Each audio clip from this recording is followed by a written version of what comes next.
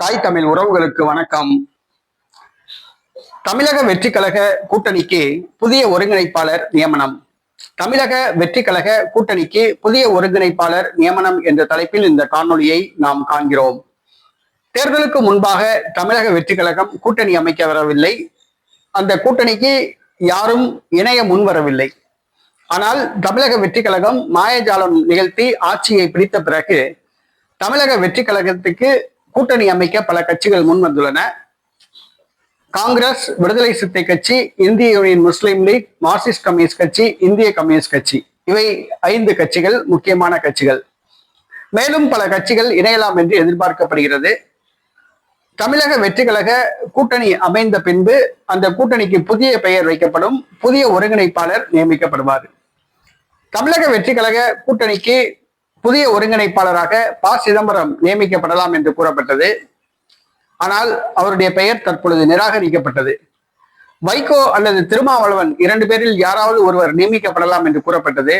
ஆனால் 2 பேரும் பொதுவெளியில் பத்திரிகையாளர்கள் மத்தியில் ஒருவரை ஒருவர் சாடி கொண்டு பேசி வருவதால் இந்த இருவரது பெயர்களும் நிராகரிக்கப்பட்டன.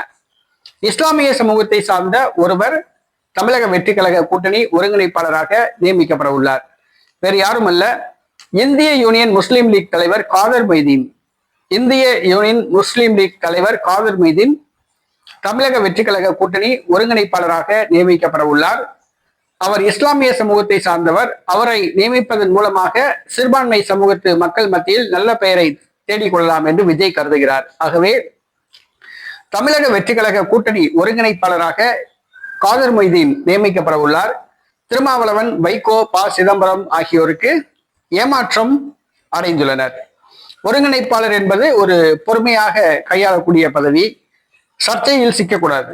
ஆனால் இந்த திருமாவளவனும் வைகோவும் பொறுமையாளர்கள் கிடையாது. ஏதாவது ஒன்று கூறி சர்ச்சையில் சிக்குபவர்கள், முரண்பாடாக பேசிக்கொள்பவர்கள். இன்னைக்கு ஒன்று பேசுவாங்க, நாளைக்கு ஒன்று பேசுவாங்க, தபார்னு நான் பேசவே இல்லைன்னு சொல்லுவாங்க. அந்த மாதிரி ஆளுங்க. அதனால விஜய் யோசிச்சு முடிவெடுத்திருக்காப்புல காதர் மொய்தீன் ஒருங்கிணைப்பாளராக நியமிக்கப்பட உள்ளார். இது ஜோசப் விஜய்க்கும் ப. சிதம்பரம், வைகோ இந்த 3 பேர்த்துக்கும் மிகப்பெரிய அதிர்ச்சியை கொடுத்துள்ளது.